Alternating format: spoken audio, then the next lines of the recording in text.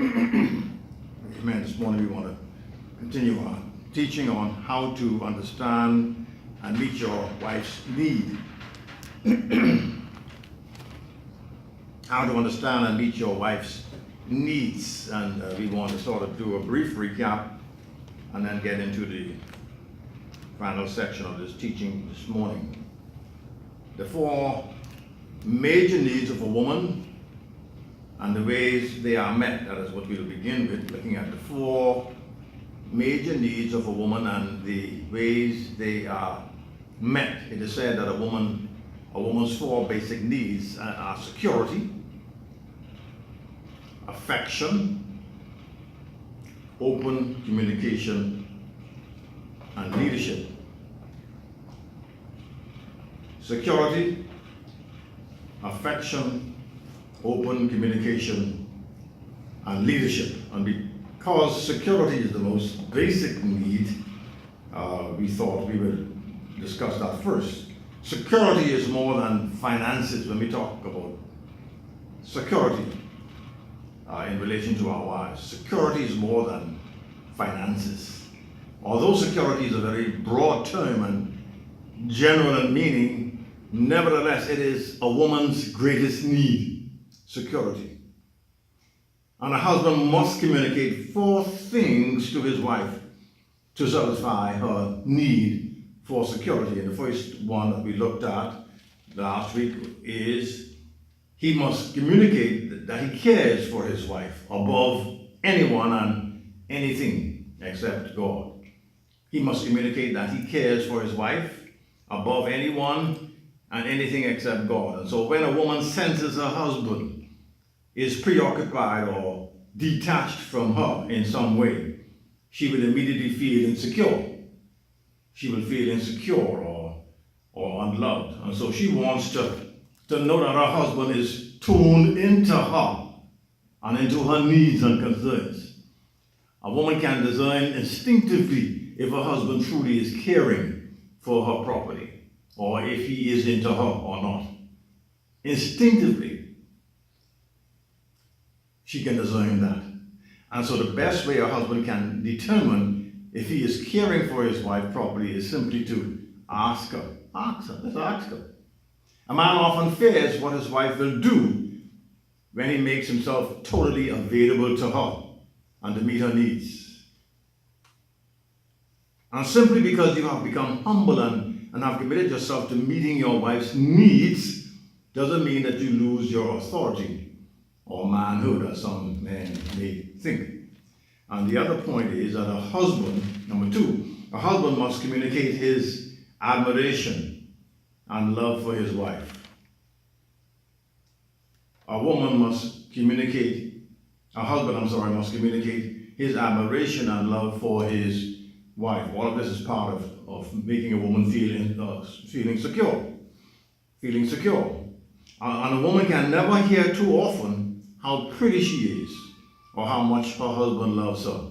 A woman blossoms fully in an atmosphere of praise and adoration, but she withers and she dies in the presence of perpetual silence or criticism by her husband. And so when you praise your wife and convince her of your love in real ways, you have then earned the right to also correct her. You have earned the right to also correct her. And so if all you do is point out her flaws, if all you do is point out your wife's flaws and bad points, your wife will become insecure and bitter. Amen? And so every woman is the reflection of her husband. Man, every woman is the reflection of her husband. Women reflect in their faces, attitudes, and appearances how they feel about their husbands and their environment. And so when a man creates an atmosphere of praise and respect for his wife, it makes a noticeable difference in everything that she does. It makes a noticeable difference. Welcome, by the way. And so she radiates and she reflects love and respect from every area of her life. And so when a man constantly criticizes his wife, When a man constantly criticizes his wife or makes her dig for shallow compliments, she will reflect her insecurity. She would reflect her insecurity if she has to dig for compliments. And so that should not happen. And so women naturally gravitate to people and places where they will receive compliments about themselves. And men do also, by the way. For a woman to have to go outside her home or outside of her marriage to receive praise is an indication on her husband. It's an indictment, in fact, on her husband if she has to go outside of the home or if she has to go outside of that relationship, that marriage relationship, to receive praise. And so what often comes next is even more serious. When a wife has to seek praise, in other words, from another man, from another male. And that shouldn't be. That shouldn't be if he is doing his job. Amen? And so although affairs are always sinful and devastating to a marriage, you need to understand what tempts a woman to have an affair. It isn't sex or the lack of sex. Women have affairs because they meet a man who will talk to them and make them feel special. Amen? Women have affairs because they meet a man who will talk to them. Fellas, women have affairs because they meet a man who will talk to them and make them feel special. And we should never allow our wives to have to go to other men to make them feel special if we do our job in making them feel special. And so women are turned on by men who compliment them and make them feel good about themselves. Notice that. Notice that. Understand that about women. Women are turned on by men who compliment them and make them feel good about themselves. The best insurance a husband can possibly have that his wife will never have an affair is an atmosphere of praise and encouragement that he creates in which she can live. And so we have to constantly praise our wives. We have to constantly encourage our wives. Hallelujah. And that is the best insurance. That is the best insurance that a husband can possibly have, that his wife will never have an affair around him or in that marriage. And I think too many men fail to realize that.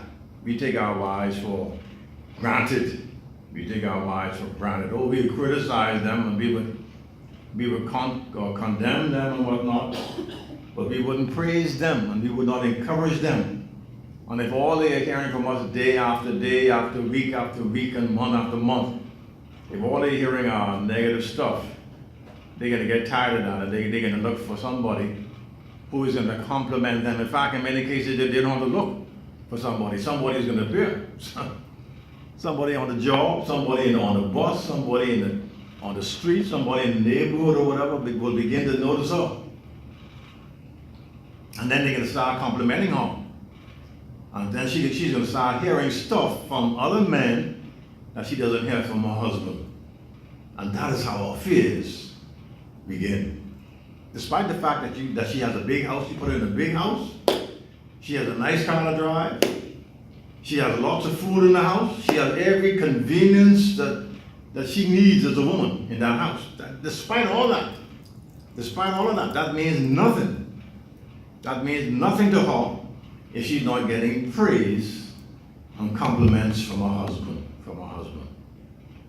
It means nothing. And that is how affairs begin. And in many cases, if not all cases, a woman doesn't go out looking for an affair necessarily.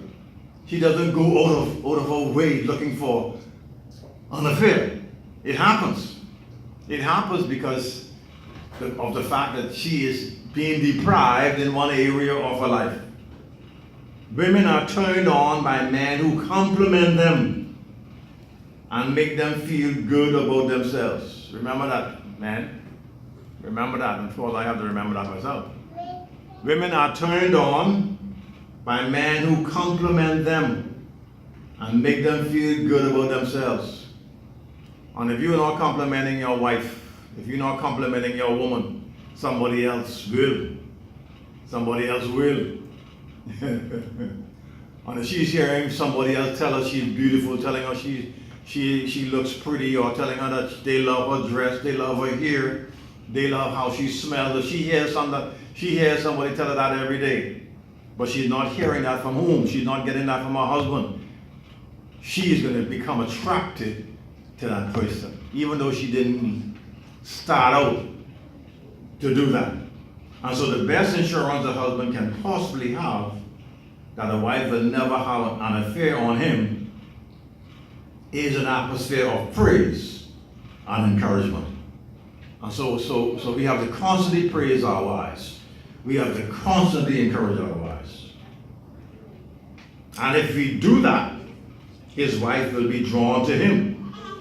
If we do that, if we are always complimenting our wives, if we are always praising our wives will be drawn to us.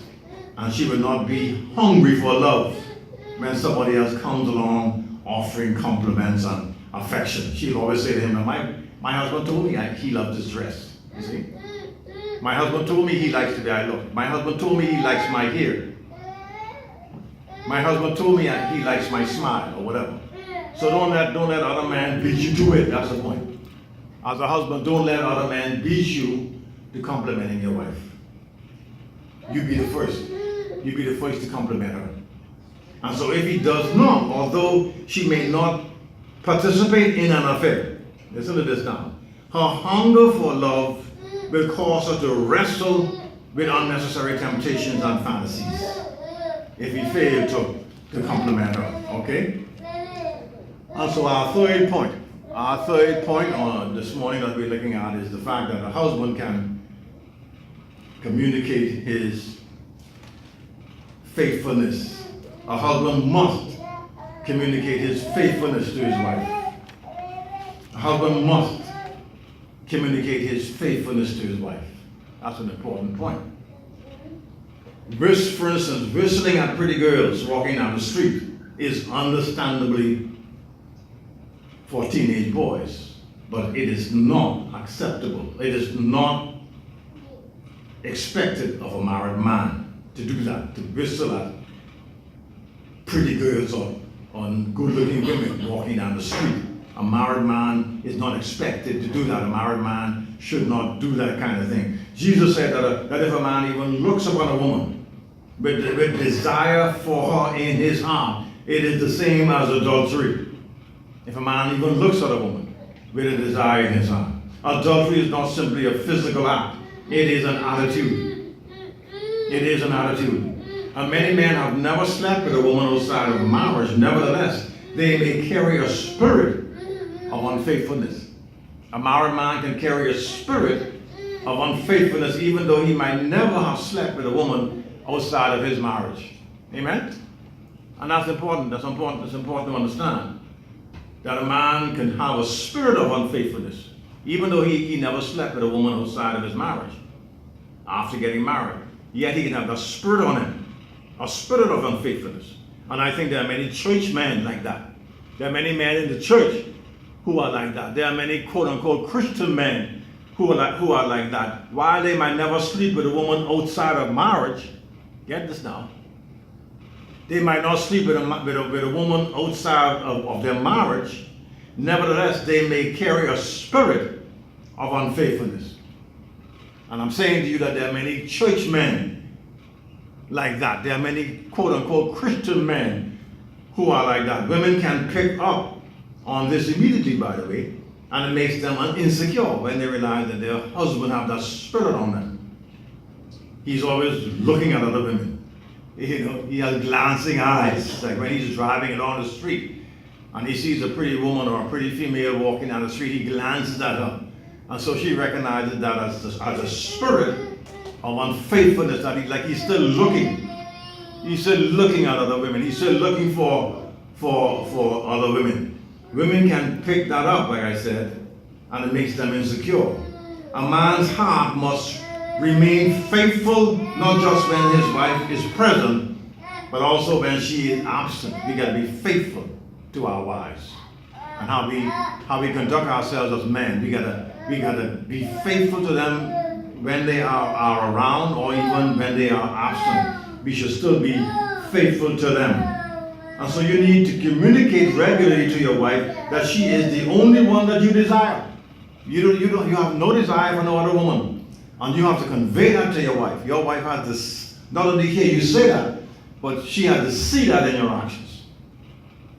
Especially when you are around other women. Your wife will be observing you, how you relate to other women. She will be observing how you cut up with other women. How you blush when you talk to other women, and how you carry on around other women. And your wife will be observing all that, and that makes her insecure when she sees that spirit on you, that flirting spirit on you. You follow? She would feel insecure when you are around other women.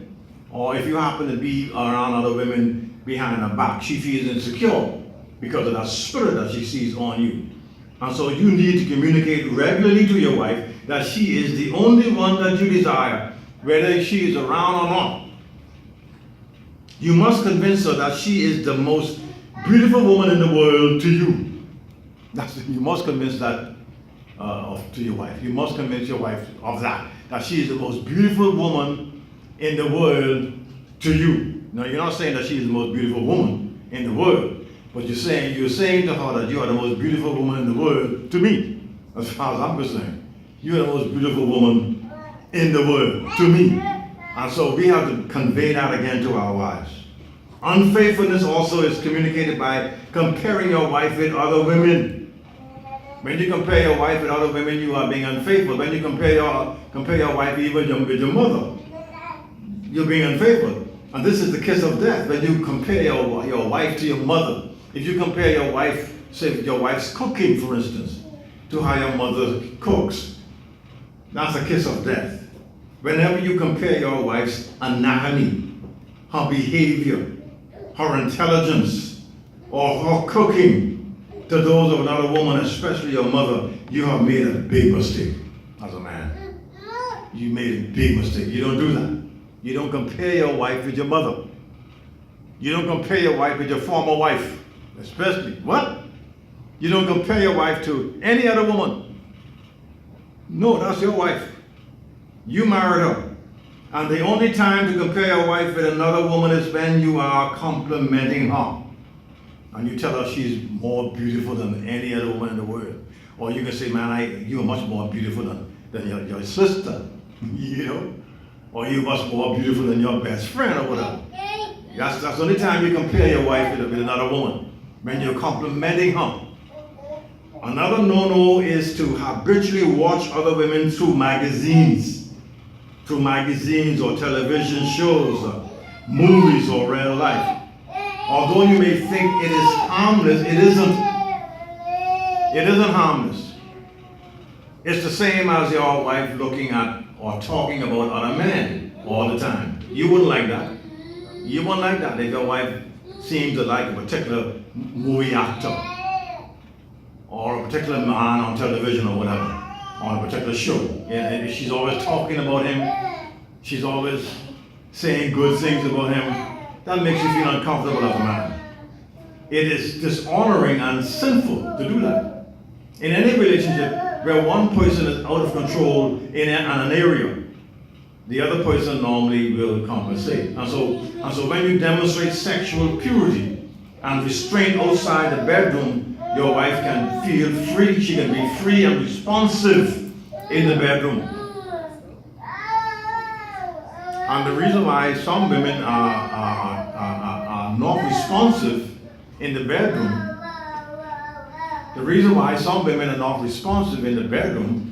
is for that reason, is for the fact that the husband demonstrate or do not demonstrate sexual purity.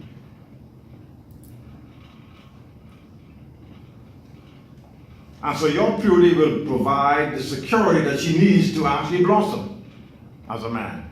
Your purity will provide the security that she needs to actually blossom. Also, a husband should never threaten to divorce his wife. You never do that when you get into an argument. Don't even talk about divorce. Many married people discuss divorce as a threat to get the other spouse's attention. And the only one to profit from such threats is the devil. He loves divorce because it damages God's creation so terribly. And so when divorce is even a remote possibility in your mind, the devil works overtime to make it a reality. He works overtime to make it a reality. Also, your wife will become insecure if you talk about it, especially if you use it to manipulate or to scare her. So you don't talk about divorce. You don't threaten her with divorce. Our fourth point is that the husband must communicate his dedication to provide financially. A husband must communicate his dedication to provide financially for his wife. Finances are one of the most important areas of security for a woman.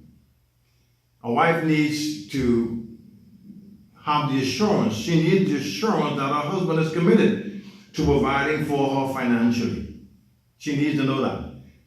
A man communicates his commitment to provide financially in 4 ways. Number 1, praying for God's blessing and dedication. A woman is tremendously comforted to know her husband is praying and seeking God for financial direction and provision. It also is very helpful when a man leads his wife in prayer when financial pressure comes. Number 2, aggressively seeking the best employment possibly. Aggressively seeking the best employment possible. Although we know that God is our provider, it still is important to knock on doors and seek opportunities. It's important to knock on doors and seek opportunities. And is aggressively seeking the best employment possible. Number 3, being a hard and faithful worker. Being a hard and faithful worker. A wife needs to know her husband is honest, faithful, and hardworking.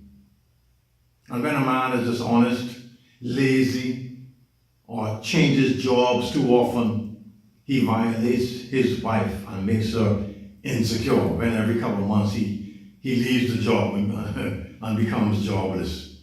And he has to go looking for a job again, or maybe sometimes he doesn't look for another job. He just sits around like he's lazy. And he keeps changing jobs. He can't keep a job. He maybe gets fired because he's lazy on the job, or he's dishonest, or whatever the case may be. And so he must, yes, be a hard and faithful worker. Number 4, being a wise money manager. He must be a wise money manager. And so when a husband is a diligent steward of God's money, his wife feels secure.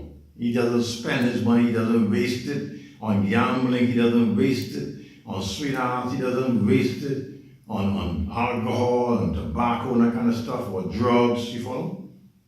But he's diligent, he's a diligent steward of God's money. His wife knows how much he makes, and his wife knows how he spends the money. That makes her secure. And this is not a license to be stingy or unreasonably tight with money, but an opportunity for wise money management. A husband needs to be a wise money manager. And the husband should take responsibility for managing the money and paying the bills. That's the man's responsibility. That's the husband's responsibility. It's not the wife's responsibility to have to be concerned with the electrical bill and the telephone bill and the cable bill and this bill and the next bill. No, that's the husband's responsibility. And so a man's mindset should be that it's my responsibility to provide for my family. It's my responsibility to provide for my wife. It's not her responsibility, it's mine.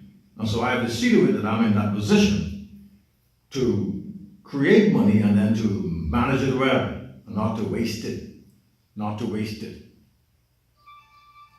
Let us look for a moment at non-sexual affections. Non-sexual affections. It is said that non-sexual affection is important. That's important. An essential need for all women is non-sexual affection. Understanding and dealing with this truth is particularly tough for me because I grew up in a family that was not very outwardly affectionate. My family was not very outwardly affectionate. They didn't express, my parents didn't express their affection for each other, in fact, and not even for us, the children, openly. Even though we knew that they loved each other, we knew that they loved us, but it was not expressed openly. Husbands need to learn how to hold their wives and to touch them in non-sexual ways. Not every time we touch our wives, it should be sexually oriented. And we should not touch them in certain places that would indicate that either. If we touch them, we should touch them in non-sexual ways. And children need a lot of affection, and they need to see affection between their parents. They need to see mommy and daddy being affectionate. They need to see daddy touching mommy. They need to see daddy holding mommy's hand. They need to see daddy hugging mommy. They need to see daddy kissing mommy on the neck or kissing her on the cheek or those kinds of things all day long. They need to see affection between their parents. And that makes your children secure and provides them with a good role model when they see that kind of affection being expressed between daddy and mommy and daddy. It does. And so if you don't normally touch and caress your wife in soft, non-sexual ways, you need to begin to do that. As a man, as a husband, you need to learn how to express yourself to your wife in non-sexual ways. Not every time you touch your wife, it should have some sexual connotation. And in fact, that turns some women off. It turns some women off. Regardless of your past or present likes or dislikes, it fulfills and satisfies an extremely important need in your wife's life. That is that affection, that open expression of affection in a non-sexual way. In a non-sexual way. So as men, again, we need to know how to be affectionate to our wives in non-sexual ways. Not every time we hold our wife's hand, it should be for sexual purposes. Or not every time we hug our wives, it should lead to sex. Or not every time we kiss our wives, it should lead to sex and that kind of thing. Because not every time a woman is into that. Not every time a woman is into that. And so she needs to understand that her man understands that. And that he knows how to control himself. And he knows how to be affectionate without having some sexual idea in mind. And so beginning in the morning and throughout the day, look for opportunities to hug her. Look for opportunities to hug her, to hold her hand, to put your arms around her, and to be physically close. Look for opportunities. Like when she might be standing up to the sink washing dishes. That's a good time to come behind her and just hug her. Just hug her or kiss her on her neck and kiss her on her cheek and that's it. Such expressions of love will be great for both of you. Specifically, ask that she desires, ask what she desires, in fact, in an area of affection, and then do what she requests. You know, sometimes it won't hurt to ask her, what do you like me to do? Do you like me to hug you? Do you like me to hold you? Do you like me to kiss you sometimes on the neck, or you don't like it? Kiss her, do you like me kissing you on your ear, or you don't like it? Some women get irritated when you fool with their ear. So you gotta know your woman. You gotta know your woman because not all women are the same. Not all women are the same. Yeah. Some women don't even like you to touch their leg or whatever. You're right, or their foot. And some women don't like to be tickled, whereas others do. And so you have to know your wife, and and try to meet her particular needs. Let's look at the need for open communication. The need for open communication. The need for open communication. This morning we're looking at how to understand and meet your wife's needs. How to understand and meet your wife's needs. And so the need for open communication, this is another very important aspect of meeting our wives' needs. And like I said at the beginning, that there are four major needs of a woman. There are four major needs of a woman, and they are security, affection, open communication, and leadership. They are the four basic needs. There are other needs, but they are the four basic needs of a woman: security, affection, open communication, and leadership. So let's look at open communication now. The need for open communication. Wives have an inner need for detailed and honest communication with their husbands. Women like to know all the details. They are looking for a once every 2 or 3 days overview of how their husbands are doing. A wife wants a detailed conversation of what is going on in your life and mind every day. Let me repeat that. A wife wants a detailed conversation of what is going on in your life and mind every day. And every man first needs to accept the fact that communication is a bona fide need of his wife. Not merely a want, it's a need.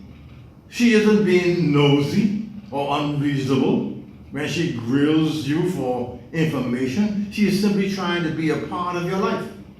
She wants to know what happened today. She wants to know what your day was like, because she wants to be a part of your life. And so sharing information is one of the most powerful ways a wife is made to feel one with her husband.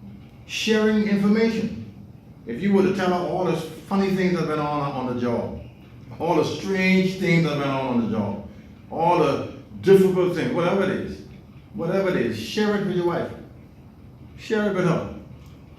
You might have seen some things that were funny, that might make her laugh. Share it with her.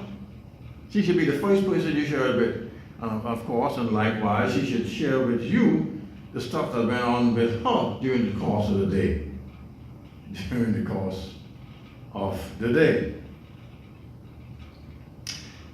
Anything a wife does not know that she should know is a barrier to fulfilling her need for security and communication. Anything a wife does not know about you that she should know is a barrier to fulfilling her need for security and communication. In other words, there should not be anything important going on in your life that she doesn't know about. There should not be anything that's important that's going on in your life that she doesn't know about. And if there is such a thing, it makes her feel insecure. It makes her feel insecure. It makes her feel as though you are not into her. It makes her feel as though you don't love her. It might even make her feel as though there's somebody else in your life that you share all this stuff with. How come I don't know that? Somebody else must know it. So it makes her feel second rated. I'm not number one in your life. You know, why don't you share that with me? Why don't you share those things with me? How come I don't know those things about you? And so when a husband doesn't open up and tell his wife what he is doing, feeling, or thinking, she becomes insecure and frustrated. Naturally, she feels as though she's married to a stranger. I don't know this man. I sleep with him. We sleep in the same bed. We share bills. We have children together, but I don't know this man. I don't know this man. And so for a man to understand this, he needs to try harder to see the world from a woman's perspective. Not so much from his perspective, but from a woman's perspective. A wife is dependent upon her husband in many ways. And she isn't in the position of headship. Therefore, a wife feels very vulnerable when she is not aware of what is going on in her husband's life. He might have all kind of money stocked away in the bank and she doesn't know it. He might have another business somewhere and she doesn't know that. You know?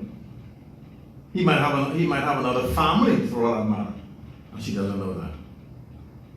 And so money is going elsewhere other than her home or other than to her or her children, and she doesn't know what's involved. And that makes her feel insecure. That makes her feel insecure. I don't know this man. I'm sleeping with the enemy. And so a wife is dependent upon her husband in many ways. And she isn't in the position of headship. Therefore, a wife feels very vulnerable when she is not aware of what is going on in her husband's life. Not only does she need to hear the honest truth about what is happening with him, but she also needs to share with him what is going on in her life. She wants to hear what's going on in your life, and she wants to share with you what's going on in her life, so which means that you need to give her time. You need to give her time to listen to her as she shares with you the stuff that's going on in her life. As she shares with you the stuff that's going on with the children and so on and so forth. Or the stuff that's going on her job, or maybe stuff that's going on with her own health and so on. But if you don't have the time to sit down and listen to her, you follow?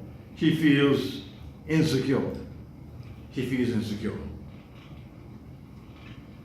And so when a husband will not talk sensitively with his wife or listen attentively to her, their relationship deteriorates significantly and often very quickly, unless a husband and wife are communicating, unless they're talking, unless she's talking to you and you're listening, unless you're sharing with her and she is listening. Unless that happens, the relationship deteriorates significantly and very quickly. If you're just living together, you're just cohabiting together in the same house. It has to be deeper than that. It has to be more than that.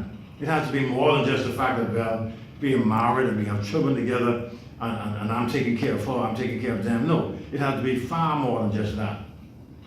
When a husband, let me repeat that, when a husband will not talk sensitively with his wife or listen attentively to her, their relationship deteriorates significantly and often very quickly. And sadly, too many marriages end up like that, or end up even in divorce or separated because there's no communication between the husband and the wife. Yes, they're living together under the same roof. Yes, they have children together. Yes, they are sharing the bills and all that sort of thing. But there's no communication. There's no real communication between them. Remember that women seldom have affairs because of sex. Let me repeat that. Women seldom have affairs because of sex or because of a lack of sex. In fact, a woman could be having a lot of sex at home with her husband, but that's all there is to it. And of course, in most cases, it's for his gratification. It's not even her gratification. So it's not the lack of sex that is the problem in marriages for the most part. Women seldom have affairs. Let me repeat that. Women seldom have affairs because of sex or because of the lack of sex. Women seldom have affairs because of sex. They have affairs because they find a man, listen now, they have affairs because they find a man who will communicate with them in a sensitive, open manner, thus making them feel special. That is what happens. That is what happens. And especially if your wife is a working woman. She's out in the marketplace, she's working. She's among men all day long for the better part of the day. Her best time of the day between 8 in the morning until maybe 6 in the evening. That's the best part of her day. And during that time, she's spending it with other men, whether it's in the bank, whether it's in the store, whether it's in the school, whether it's in a hotel, whether it's in government, whether it's in an office, your wife might be the secretary of the boss, of the CEO of the company, of a company, and she knows all about him. She knows all about him because they spend lots of quality time together during the course of the day, and he's sharing everything with her. She knows all about, in fact, she maybe even pays his bills and whatnot. That's the kind of relationship she might have with her boss, her CEO. And he talks to her, and he shares personal things with her, and maybe she begins to share personal things with him too. You follow? And so these are things that men have to understand, that women seldom have affairs because of sex. They have affairs because they find a man who will communicate with them in a sensitive, open manner, thus making them feel special. Or in other words, they find a man who will listen to them and who they feel comfortable talking to or talking with. That is how affairs begin. And in many cases, if not most, the relationship doesn't begin with looking for an affair. But because she is in a situation in an office, a closed office with just us, just her and her boss or whoever, and they have that kind of relationship where they talk every day, and it gets to the point where she maybe look forward to going to work in the morning just to be able to talk to him, and he began to look forward to going to work in the morning just to talk with her, and so on and so forth, because she has a listening ear, or because he has a listening ear, and because he listens more than her husband does to her. And maybe she listens more than his wife does to him. That is how affairs begin. That is how affairs begin. And so if a man is smart, he will see to it then that he listens to his wife and doesn't give her an opportunity to have to listen to another man, but to give her a listening ear. To give her a listening ear. Because guess what? She can talk to somebody else. A woman ain't gonna keep it in. So if you brush her off, she can find someone else to talk to. Trust me on that. You can take that to the bank. She'll find somebody else to talk to. That's how women are. They're gonna find somebody else to talk to because they got to talk. They can talk whatever the problem is, whether it has to do with the children, whether it has to do with the marriage, whether it has to do with the finances, whether it has to do with her health, whether it has to do with her friends, her relationships, whatever. She needs to talk to somebody else with. And if she's in that man's office for 8-9 hours a day, they get close. They get close. They get close. And they start to feel comfortable with each other. And they start sharing stuff with each other. And she now feels freer talking to her boss or her supervisor, whoever, or maybe just another co-worker on the job than she does with her husband. Isn't that a shame? And so once you understand the importance that open communication plays in a wife's life, once you understand that, you need to tell your wife you recognize this need in her and accept your responsibility to meet it. If a man is smart, he can sit down and listen to his wife. He's smart. Because a woman wants to express herself to her husband. And if he ain't listening, I'm telling you, she can find someone else who would listen. That's the way women are. And so doing so will make your wife feel special and secure, while knowing her husband is committed to meeting her needs in a sensitive, sacrificial way. Open, frank, and honest communications are essential for marital success. For marital success. A marriage is not about just putting a wife in a house and having children with her and taking care of the financial responsibility of the home. No, it's far more than that. It's far more than just that. Because even though you do that, even though you do all of that and more, but you're not communicating with your wife, trust me, she will be tempted. She will be tempted to get into another relationship, even though you're meeting all her needs. That's the way it is. So open, frank, and honest communications are essential for marital success. And some husbands would not open up to their wives and talk. Sometimes it was because of unhealed wounds, perhaps, from his past, that he fails to open up.